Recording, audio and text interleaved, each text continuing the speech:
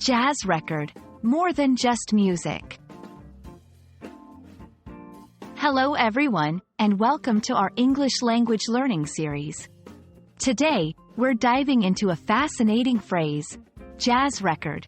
This phrase is not just about music. It's a window into culture, history, and language. So, let's explore what jazz record really means and how you can use it in English conversation. First, let's break down the phrase. Jazz is a genre of music that originated in the African American communities in the early 20th century.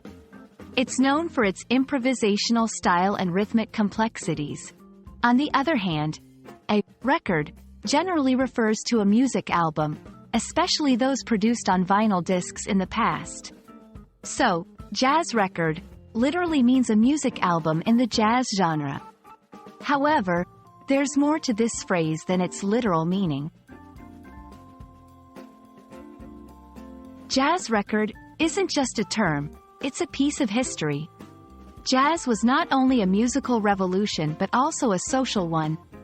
It played a significant role in the civil rights movement and cultural integration in the United States. When you talk about a jazz record, you're referring to a product of this influential era. This term can evoke feelings of nostalgia, artistic creativity, and a sense of rebellion against traditional norms.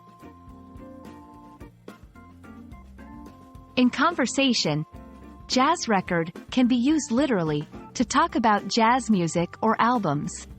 For instance, I found an amazing jazz record at the flea market.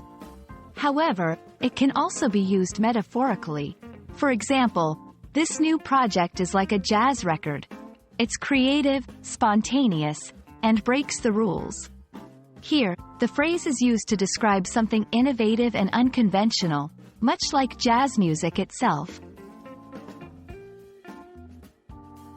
We hope this exploration of jazz record has been enlightening.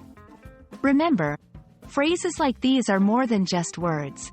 They're reflections of history, culture, and emotion.